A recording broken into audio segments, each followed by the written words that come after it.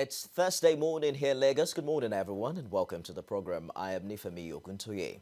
Well, mixed reactions continue to trail Mr. President's ministerial list and indeed the screening and confirmation process by the Senate. While some do not see anything wrong in it, others are picking holes already. They have identified the fact that only about 7 or 8 women made it to that list, 7 actually, at a time where Rwanda and Ethiopia have already achieved 50% of gender balance in their cabinet. They're also talking about the process with which the lawmakers went about the screening. Well, some are of the opinion that the took a bow process does not really meet the standard practice as regards screening candidates for that exalted position. Well, we're going to be looking at a lot of things moving forward right now, especially when you begin to wonder how all of this will play out in the next 4 years. I'm joined this morning by the Deputy Provost at NIJ, Dr. Jide Johnson. Good morning and thank you for coming through. Good morning to our viewers at home. Mayoko Ilo, economist and public affairs analyst. Glad to have you join us on the program today. Boris Johnson named his cabinet the same day he was appointed Prime Minister of the United Kingdom, and people are saying that in the list we have as we speak, no single individual is even lower than 35. And you begin to look at how important this is when we talk about the performance potential of this team.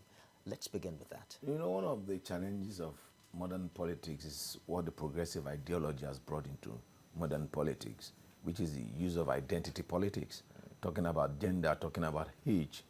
You are not too old to rule. You are not too young to occupy a position. So when we begin to play identity politics, I'm not a follower of that, because you need the wisdom of the elderly and then the intelligence of the younger generation too. Some jokingly will say, after all, the youngest senator as we speak right now is allegedly not justifying the fact that we need young people to be in the That's why I said we should not be playing politics of demography. We should be playing politics of competence. You are as good as you are, regardless of whatever age that you have. And then when people begin to say, oh, Boris Johnson made this appointment, there were young people and the rest of it, I don't share the idea, because you look at it, you must have a balance. You must have a balance.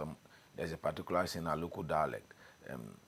It takes the wisdom of the elderly and the intelligence of the younger generation to build a life. So for me, I don't share the ideology. But I don't share the ideology of, oh, there should be 30% women, there should be 60% men, there should be... You know, all of these are identity politics. The first thing we should look at is that it's about competence, because policy does not look at your gender, it does not look at your color, it does not look at your ethnicity, it does not even look at your age, it does not look at your demography. Politics affect and policies affect you regardless of your age and whatever. So I'll get back to you very quickly. So if it's about competence, the position of those who do not toe this line is the fact that there are competent people, you know, across gender, across age, across all of these relevant demographics. What are your thoughts along this line? Well, I think while I agree with Dr. Johnson, I also think at least justice must not only be done, it must be seen to have been done. There was this data less than a week ago that 50% of Nigerians are less than 30 years. If you take that figure to 40 years, you've captured basically 75% of the country. You know, between 18 and 40, maybe close to half of the country. But in terms of political space, they are not represented. The same thing with women. Canada is riding on maybe 50-50 for women and men. Rwanda is doing the same line. What's the significance of this, really? For me, as it relates to performance? Maybe aside from the fact that in my family, we have more ladies than guys. You know, I seem to have a soft spot for women in leadership spaces. Okay. Outside that, they should be represented because of their demographics. Women vote more than men. Many of us guys, during elections, we don't come out. But women, they kind of believe that it is their right to come out, and they do in whole numbers. You need to compensate them for that. And it's been said that what a man can do, a woman can do, sometimes even better. The kind of space we have now, I'm not too comfortable with the preponderance of men in the political space. Give women some spaces, and maybe some of these problems I've been having, that has been taking us ages, and yet you can't seem to surmount them. Maybe At the women will best, do there are better. people who will say that that is speculative, that the fact that they have the potential to perform is not the same as a real performance. It if is you not give them the speculative, chance. because if you don't give them the chance, how will you know what they are able to do? To do. Absolutely. I don't want us to overdrag this because we seem to have a lot to discuss. Okay. But let me have your No, have for your me, contribution don't there. give me a job because I'm young. Okay. Don't give me a job because I'm a woman. Don't give me a job because I'm old. Give me to me based on the fact that I'm capable. Give me to me on the fact that I'm qualified for that position. Is You that see, the case with these 43 you see, ministerial you designates? see, when we begin to play into this identity politics, for example, for the last 20 years, people have been talking about the girl child, the girl child. Every child required attention. Otherwise, the issues we have in this century, 50, 60 years down the line, the girls will be prepared, the boys will not be prepared. So I don't love identity politics. That's just my view. Don't use gender, don't use age, don't use ethnicity to be the determining factor in determining who gets what and what. However, based on what he said in terms of representation, you must have a fair representation of all interest groups within the society. That must be known. And it calls for, if the women are more than the men, then they need to organize, they need to be more active, and they need to take their rightful place in the society, because power is not served a la carte. Do you think that women are going to need some help in that regards? Because there are people who would tell you that, no doubt at all, there are women who are doing well, who have the capacity, to take on these roles, but they just need some sort of identification. Two issues come to mind there. One is advocacy. They might need help. They have to talk more. They have to be vocal. The other one is leadership. You don't wait for them to shout over their voices before being heard. It's basic. In Canada, for instance, I don't think it was about the shout. It's about somebody coming into power and realizing that I want this. Obama was president. He had only 2 daughters. Somehow in his leadership, he will recognize that, okay, if I have to create the space for my own future, for my own kids in the future, I have to start by showing and leading by example. So I will want the people in power. Maybe the ministerial list is done and dusted, but not so for MDAs, not so for some other appointments. Give a lot of room to the women. Try them. If you don't try somebody, at the end of the day, you say the person is not performing. Have you given him enough opportunity? Maybe we should also understand where the president is coming from. The fact that it is done with this trial method. He says he wants to work with the people that he knows. And perhaps that would justify the names that we see on that list. But I know that we had this conversation some time ago, politicians versus technocrats. And, people are of the opinion that this list looks pretty much like a political settlement. Do you agree with that? You see, people always, it's another nomenclature, identity politics, who is not a technocrat. As long as you work, in actual sense, the word technocrat actually are reserved for the civil servant. The civil servants that are the live wire of public service. Are you getting my point? Now, the technocrats are always there for the ministers who provide the political leadership in the direction. For example, you can't go to Ministry of Works and begin to work. The permanent secretary will tell you the extant rules, policies that are on ground by which you operate. So we try to create this distinction. Oh, these people are politicians. These ones are technocrats. For example, you cannot be nominated as a minister if you are not sponsored by a political party. It's already there in our constitution. So this nomenclature, I think we need to take it out of our political space. It all boils down to capacity and the quality of minds that are selected to do this job.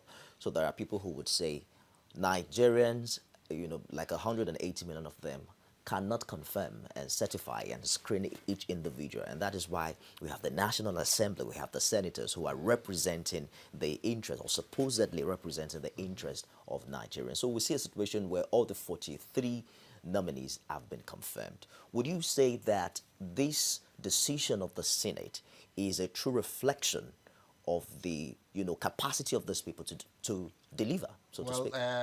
Personally, I don't have issues with their capacity, but I would have loved a more drawn-out process, because there's something about the spoken word. When you interview somebody, you grill him for 5, 6, 7, 8, 9, 10 hours at a time. You can hold him to his word. He has something, a baseline for measuring his performance in office. If you don't do that, then at the end of the day, you ask him or her to come, bow and go. Did I promise you anything? He can tell you that after 4 years. What did I promise you when I was coming in? But if the process has been like, okay, at the committee levels, personally, that's what I would advocate, not in the plenary as we experienced. Do your Senate committees, then ask them, okay, based on the portfolios, these are the lacuna, these are the issues we are having with the country, as it were. The way we have been doing things are not pro-development. We should be learning from best practices across the world. The way we ask them, okay, everybody come within 1 week and that is it, the whole list confirmed. There might be, skeletons in cupboards of some of them over the years. Somebody was saying, I listened to a program on TVC yesterday. The journalist was saying that why not have a system where you bring in some journalists to help you? They have the details. Nigerians are not known for research. Somebody said, if you want to hide something from a black man, put it in a book. There are the documents that we can... You don't think the issue is that everybody would have a skeleton in their cupboard, or some people would just create the skeleton the moment you come to limelight, and then you have a prospect of being appointed? Well, somebody said if you don't like the heat, people just come up with stories. If you don't like the heat, don't go near the kitchen. I've also heard that the fact that if you have a case in the EFCC, with the EFCC, you should not be qualified to be on that list. How relevant is that? No. Every individual is presumed innocent until the court says otherwise. Has to be seen to be okay. Interesting, really. So we see the other way to look at the confirmation, as I've also heard, is the fact that perhaps we see the executive and the legislature arm of government working hand in hand this time. They were going to go on recess. Was a charade.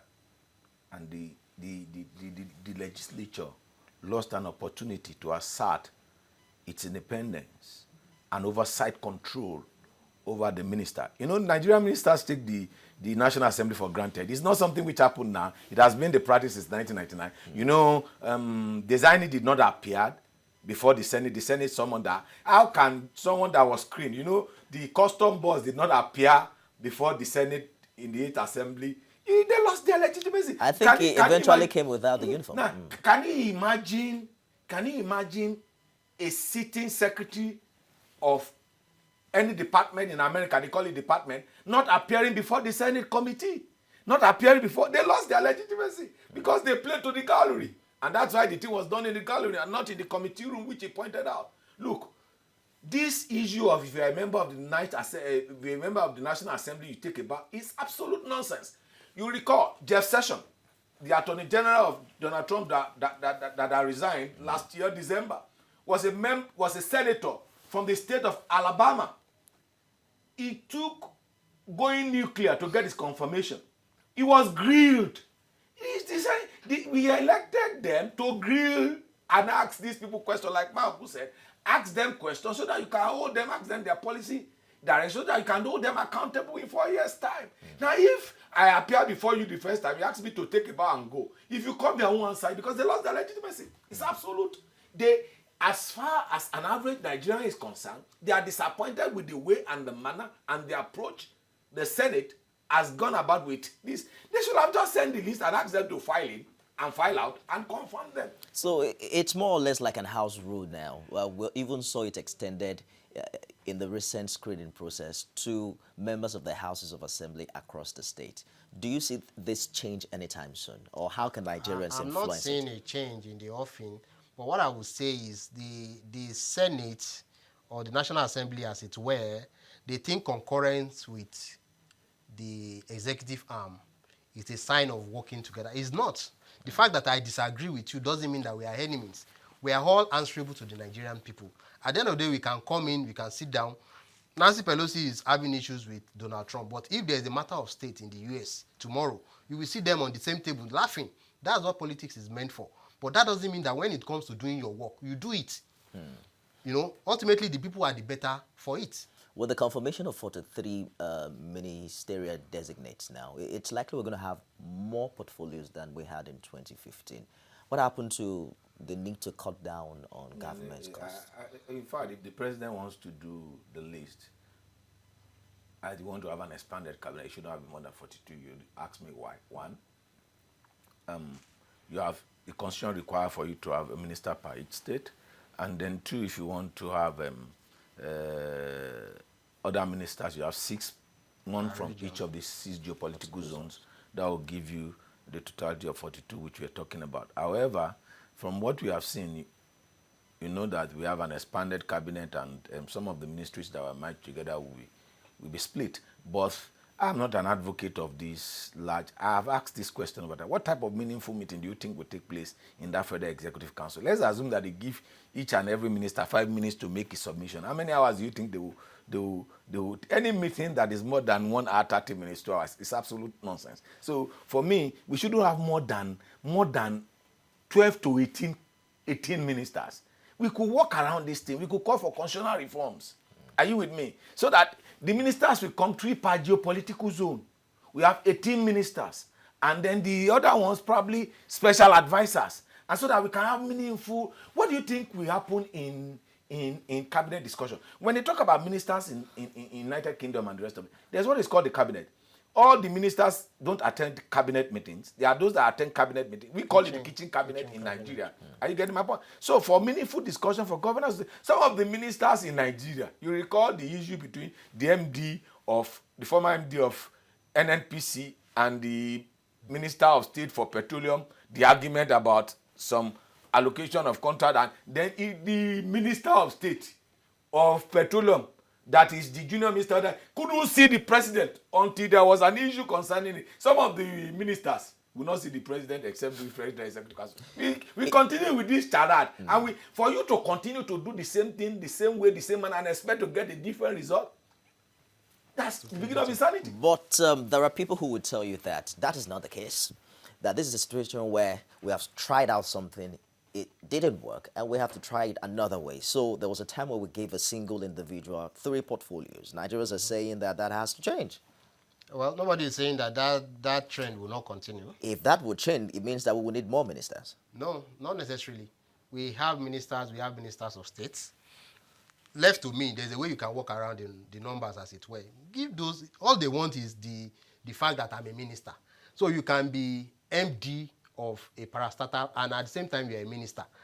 Instead of looking just with the retinue of aides and whatever they are going about with, at the end of the day, nobody is the better for it. So you are a minister, fine, but go and sit down at home, or go and be a special advisor, or be an MD of NEPSA or one of these agencies. It's better that way, instead of the whole bloated arrangement that we have. And, Aso Rock, at the end of the day, maybe they want to hold a meeting, 200 people in attendance, at the end of the day, nothing really gets done. So, I wouldn't support that. People talk about the furniture allowance, the allowances that go to the legislature. Just look at the president alone. He has 48 ministers, plus the advisors. It's almost the total number of the National Assembly, minus all other aides that the ministers will have. You see, we waste a lot of resources. That's why the bulk of our budget is on recurrent expenditure. We have always thrown spotlight on the legislature, because that's what happened in 1999 when Obasanjo was the president. And because as a former military head of state, he was not used to the legislature. Once there is a truncation of military rule in democracy, once there is a truncation, one of the institutions that suffer most is the legislature. And the legislature has not recovered since 1999 till date concerning the furniture allowance. But if you look at the executive across the state, for example, the state executive council of Lagos State, I'm sure will be more than the Lagos State House of Assembly that has 40 members. And we need to throw spotlight. This is wastage. We must put an end to this, that we have it in our constitution that it should not be more than 18 ministers. If it's 18, it is because there is a lacuna and there is a provision that people exploit. that, okay, the constitution says that each state must have a minister in the cabinet. If we take that away, we reform that thing and we say, okay, it's 12 ministers. Look, I tell you this. Jesus did not have more than 12 disciples. Prophet Muhammad, you see too much in the multitude of counsel, there's confusion. But what meaningful discussion? I'm asking you, what meaningful discussion do you think that will take place in a cabinet of 48, or 50, or 60? The American government had just 13 departments. 13. You know why it was 13? Because of Homeland Security. 9/11 led to the creation of Nigerians were celebrating the appointment of one Briton of Nigerian heritage being appointed. That minister will not attend cabinet meeting. There are ministers of cabinet ranking. There are ministers of no cabinet rank. We need to put this in perspective. I doubt if this idea will fly, because as we speak now, the FCT is crying foul that no individual was appointed from that area of the country. So if the Constitution allows for one representative each from all the 36 states of the Federation, and you're recommending that we should get less, then the issue of federal character is likely going to settle. If we have 43, is because FCT was supposed to be represented. 36 from the states, 6 from the regions. The last person is supposed to come from the FCT. But as it were, I think somebody somewhere, maybe Kanu, is taking that particular slot. I'm not sure the president is ready to do a rethink over that. Maybe they wait for another time and get that That's slot. where the senator should have come in. That's the essence of the senator. They are the quality control. They should have pointed that out. Because, look, we cannot sleep and put our heads in the same direction. I think that issue was raised at the floor of the Red Chamber. Otherwise, we will not make But you know, it is one thing to raise an issue at the chamber. It's another thing for you to carry the yay or the nay. But let's begin to look at how to... Oh, for instance, one of the issues with the screening process is the fact that these names came without portfolios attached to them. And that is going to happen now after the individuals have been confirmed. Do you think that was the right way to go? It's not supposed to be standard practice. Actually, the 8th Senate tried to make some adjustments in their law books to require the sitting president to always attach portfolios for a more detailed screening process. But the 9th Senate felt like it's not in the Constitution. So at the end of the day, you talk about the letter of the Constitution, you talk about the spirit of it. They might say, okay, this time around they are going with the letter. But if you really want to move forward, we have to begin to look at the spirit. If need be, go back and change, like Dr. Johnson said, change the Constitution. But I wouldn't put my money on that, because the people in office, the political office jobbers, they are benefiting with the bloated bureaucracy that we have. So if something is favoring you, why would you want to change it? I'm just wondering why it is so. I mean, does it require another amount of time, another thinking to be able to attach portfolio to these names? Well, I think when there's a new president, you have to focus on 4 or 5 things at the most in your presidency. 4 years is not a long time. So as an individual, you look at, okay, what are the things where I want to be known for? This president, when he came in, he talked about security, employment, and corruption. You understand? After 4 years, the jury is out whether he has actually succeeded on those fronts. The next thing now is to talk about next level. Okay, we deepen investment in infrastructure. I think to that extent, a lot has been done, although we are yet to see the translation of that into actual economic development. But nonetheless, a president has to say, okay, this is where I want to be known. That brings me to the issue of Kweso Sekeyamo. When they were screening him, he said he's going to unbundle the Senate, unbundle the Supreme Court. You know, fine. We campaign in poetry, we govern in prose. Let him get there. He will now understand the mindset of bureaucracy. You know, where a permanent a PA is more important than a minister, because they can sit on your documents and you will never get. Dr. Johnson, why is it difficult to attach portfolios with ministers? Like sending players to play on the pitch, 11 players in your own team, and you ask them to go on the pitch. There are no numbers on their jersey. They're not on the field yet. No, I'm saying you are sending a team to play. I'm giving you an illustration. Okay. That you are sending a team to play a football match. You send 11 players on the pitch. There are no numbers on their jersey. You didn't tell them which position they are going to play. Just go to the field and start playing football. It's confusion. No, but that's I'm coming. That is not the case now. I'm coming. The case would have been given your illustration, it would have been take them to the field for screening and see how well they perform without numbers. But when they actually get to the football game, they would have been given a portfolio. The issue is this. You ask this question. Yes. What are we screening? Which position are they playing? So they now have to look at their CVs to CV for what? To assume. Like one of them said they were shooting in the dark. They were shooting. It's like someone sitting for jam, not filling the column for subjects. For institutions of choice, for course of study. He said, I'm just doing jam. I'm applied blank, and then I scored 280, and then okay, which school will I? After I sat for the exam, which school am I going to? You see, if we don't change this style, and I've said it over time, I hope in 2023 we'll not have the experience of 1999 and 2015. You ask me why? We'll not have the experience of going back to look for a former military head of state to rescue us again, because in 1999 we looked for someone to rescue us. In 2015 we went on another rescue mission. So we brought people that had military antecedents to be democratically elected president, and we have this, and that trend has continued since 1999, and we must put an end to it. This is not how it is done in civilized crime. Is this how it is done? So about 18 of the former ministers, they make it into this new list. Is that a true reflection of the outcry of the people as regards the performance? It's not so much about outcry as about maybe the perception of the president. The one from, I think, Abia, Godfrey Onyema, you know, at the end of the day, I was reading about him this morning. The reason he didn't make it back was likely because the party complained about Jeffrey it. Oyema, is that the former? No, Enelama. Okay, Enelama. I mean, yes. Enelama, you know.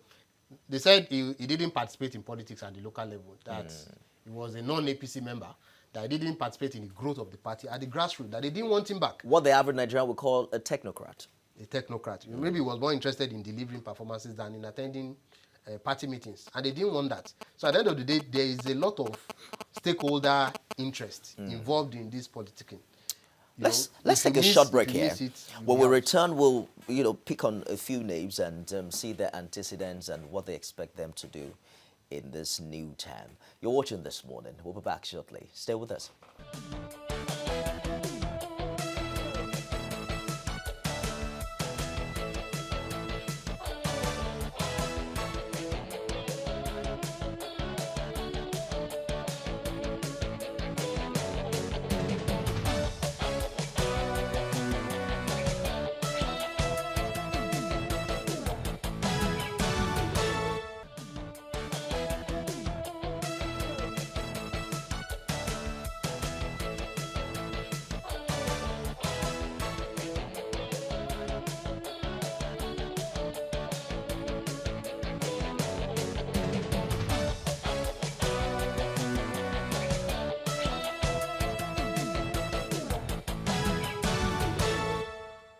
And thanks for staying with us. We're reviewing the president's ministerial list, and as we look forward to another National Executive Committee and see how they perform this time around. Gentlemen, thank you for staying the course on the show this morning. So there's been a lot of talk about unbundling Mr. Fashola's previous cabinet, works, power, and housing. How do you see that play out?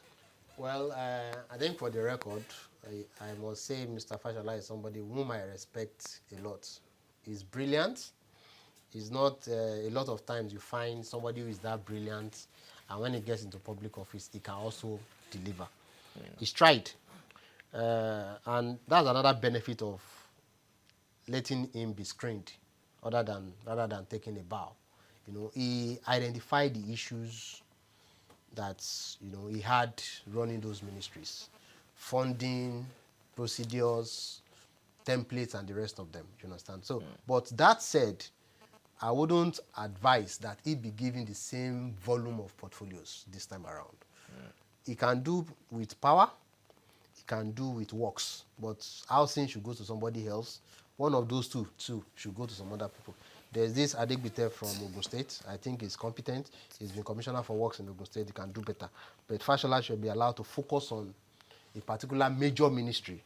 And let's see what he does with that in another 4 years. Do you agree with him? If you like, go and import ministers from Mars. you will not get anything done. One of the first things we need to do, which you have not put up the courage to do it, is to reform the civil service. The civil service provides the technical expertise for the running of the ministry. And we have a colonial mentality civil service and not a 21st century civil service. Not a civil service. It's there for you. It's there for you to visit the offices. Yesterday, I was in a medical facility and I saw dust all around. And I also tell you now, in the morning, you go to every tree runabout, you see at least 6 or 7 last month, you see 4 policemen, you see this, and then after you see 6 or 7 of them sitting down. By the time it's 4 o'clock, it's 6 o'clock, the policemen will have disappeared. By the time it's 7 o'clock, they will have gone. You see, until we do that, there's no super. We always expect a superhuman being. It's not a function of putting them together. After all, in America, you have housing and urban development, HUD, as a ministry. I've told you, it's 13. They have just 13 ministry in America. They are getting things done. It's not in the number of... what is the difference between housing and power? Well, if you have a house, well, we used to buy it. Let's take a Let us quickly open the phone lines and hear the viewers out. Joshua is on the line. Good morning, Joshua. Okay, good morning, Nifemi. Good morning. Good morning, Dr. Johnson and his colleagues. I think they've done justice to this topic. I actually enjoy what they're saying. But I must just add this. I think we are dealing with situations of serious disconnect. We're talking about reality to politicians. Like, I hear most people criticizing the president about his nominations and all that. Whereas the state actually are the primary factors in who becomes a minister. Look at somebody like Lai Mohammed, who would have picked from Kwara if it's not Lai Mohammed. So most cases, the president's hands are actually tied. He's working with people who were nominated for him. And then about the screening, I think the Senate is doing confirmation hearing rather than the screening or interviewing people for a job, as they say. And I want to differ a bit to Dr. Johnson about attaching portfolio. I think a lot of people have hyped that so much. But I actually loved what I was hearing. Hello? We're with you, Joshua. Please go ahead. Hello? We're with you. Go ahead. So I actually loved what I was hearing from the confirmation process. The people were able to give their ideas and their opinions about different kinds of things, which I think is helpful to us. So whichever portfolio they end up taking at the end of the day, let me tell you, is irrelevant. The thing we should do in Nigeria is stop this politics of sharing and collecting money from politicians and basing that, maybe using that as the assessment for their performance. You know, politicians are basically just conduit for distributing money to states, right? We need to shift from that kind of politics to the politics of building a nation. That is when we talk to ourselves. What do I need from a minister? Do I need you to pay my child's school fees? I don't. I'm a working nation. I have capability to work for myself. So we need to shift from that environment of seeing ministers as distributors of largesse to the communities, so that they can focus on performing their primary duty of providing leadership according to the programs of their political party. We cannot dictate that to them. So I really appreciate what is going on there. And I hope the next program, let's talk to ourselves. Let Nigerians settle what we want. Ministers who are distributing money or ministers who are performing? Do we want a nation that is running? And I think that is where we should go from here. Thank you, sir. Thank you very much for your contribution, Joshua from Irewole. Let's identify about two important or interesting personalities that we saw at the screening exercise. Former Osun State Governor Rauf Aregbesola.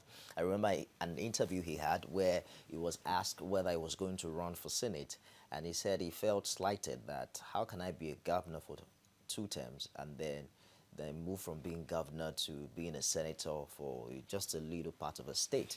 Now he has the responsibility to serve as minister. There are people who are saying that former governors really would be great for the job. But then, are we going to have the issue of the nature, the big personality also be a weakness in this regards? Well, I don't think being a former governor is either a plus or a minus. You are either a good leader or you are a bad one. And to some extent, context matters.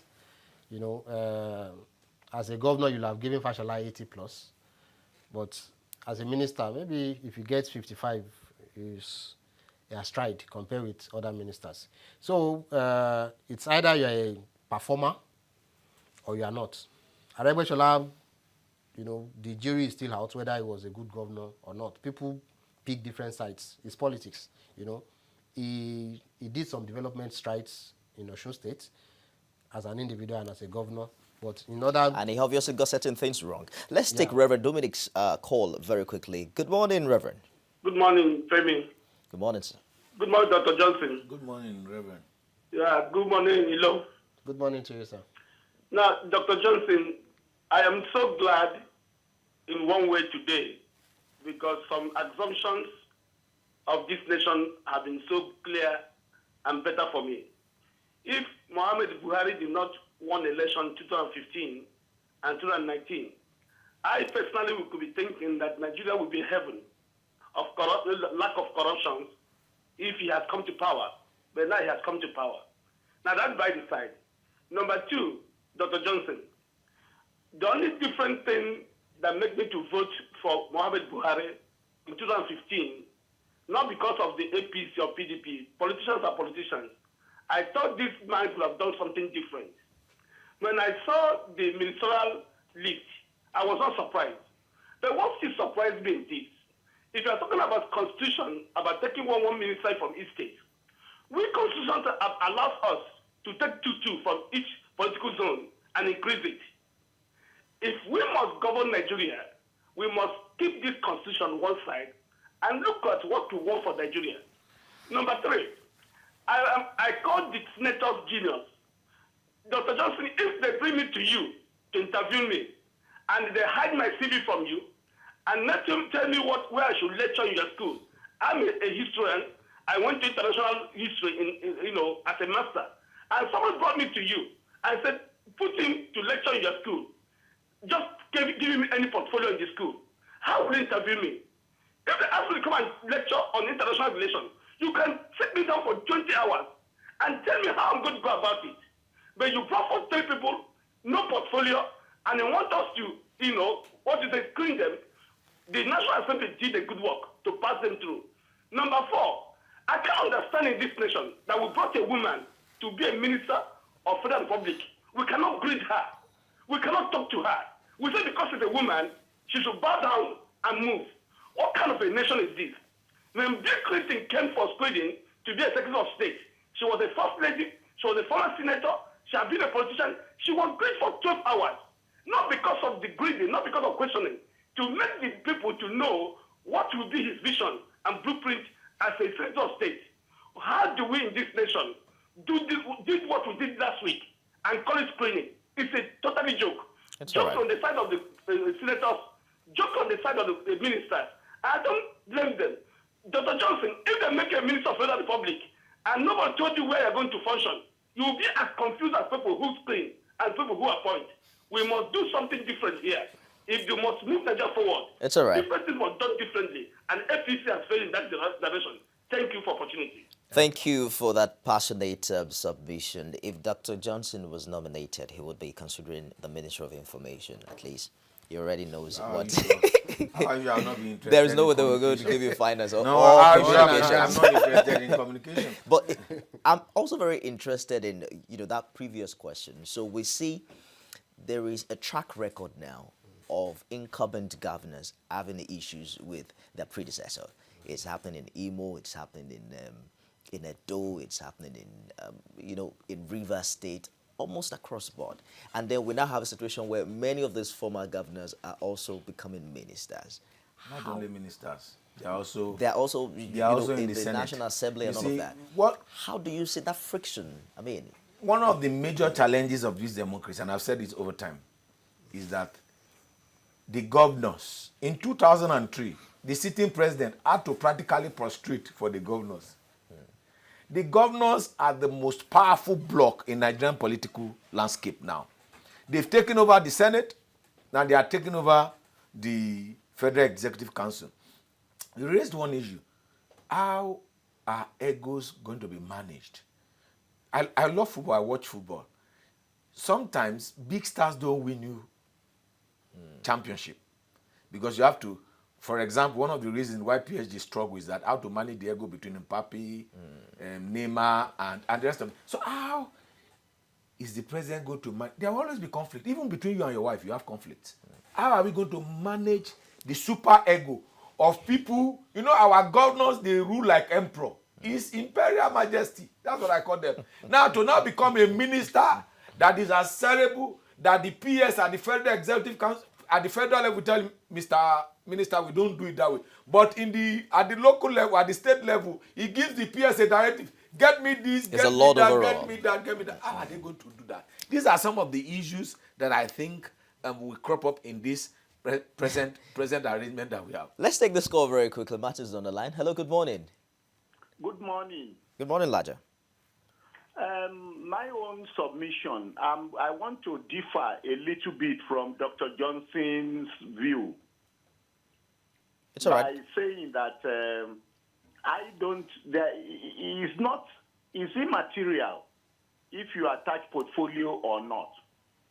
A governor superintends over a whole state.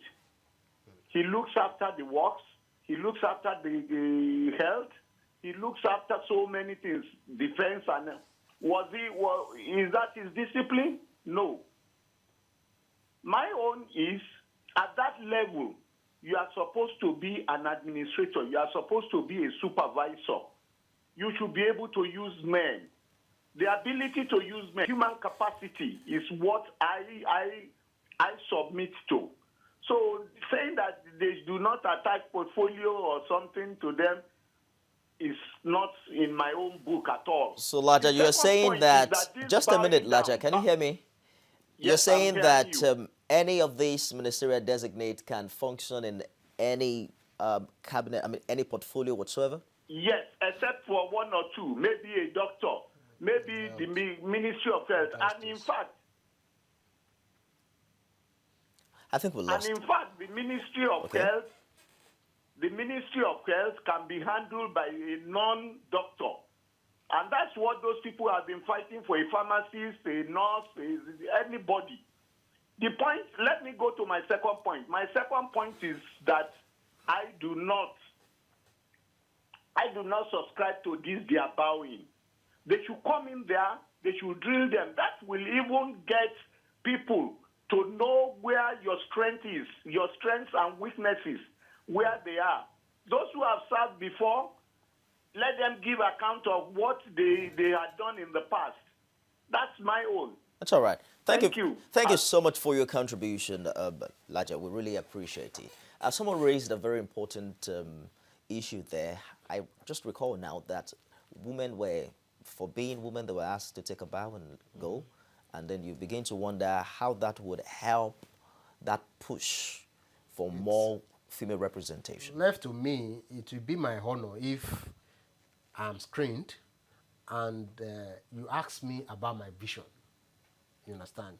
So the idea of take a bow for being a woman, it's actually started with a former lawmaker. So if you have accorded this respect to former lawmakers, let's give it carte blanche to women. And at the end of the day, the whole 7 ladies that were supposed to be ministers none of them got really screened. You know, they just made an appearance and that was about it. So let's get back to the ego management issue. In Benue State, for instance, I know that the former Benue State governor is also on that particular list. Yes, and you look at the history they already have with their governors, and then you begin to look at the fact that they will also have to be minister over that part of the country. How do you see the president address this? Let me say this, you know, to the head, there is a Chinese saying that to the head of the master belongs the knife. You know, if you really want to rise sometimes in politics, you have to dispose of whoever it is. You know, it's not good, but that is political power. If you read The Prince, you know, by Niccolo Machiavelli and the rest of them, you understand? So ego management is about I think the current president has a large heart, because I've been seeing people belonging in different camps. Ogun State, for instance, if you are an Amosun and you go to visit the president, it's all smiles.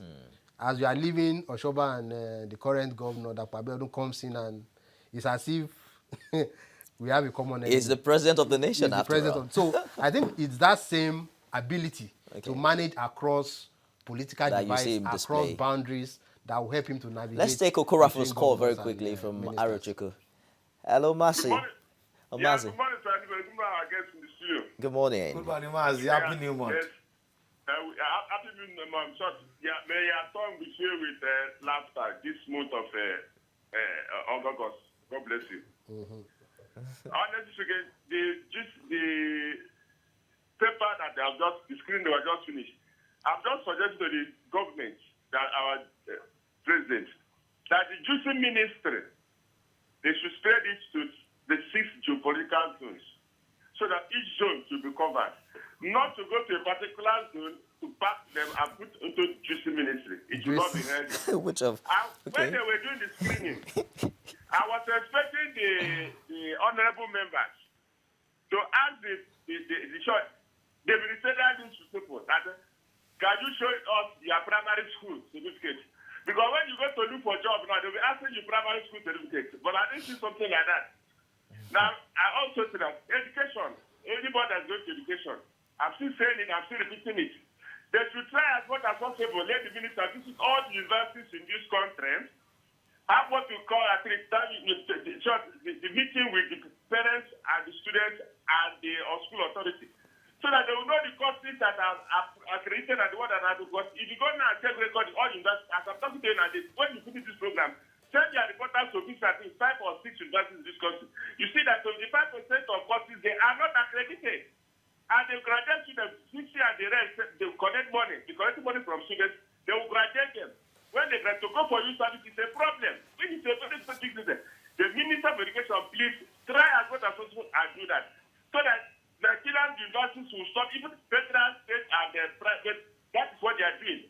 They will stop admitting students to courses that are not accredited. That's all right. Thank you very much. Have a blessed day in Lagos. God bless you.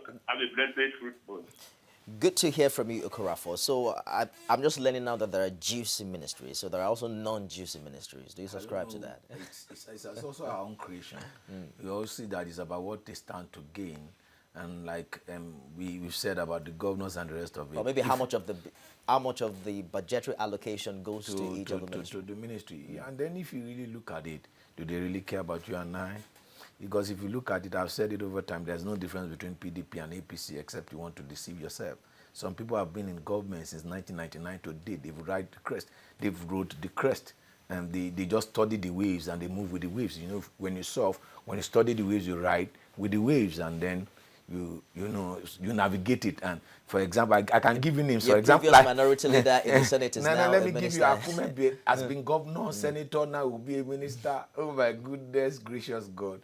Aregbesola has been commissioner, governor, will now be a minister. Amici has been in government since 1999. In 2023, nobody should come and deceive us with the distinction between APC and PDP. They are the same.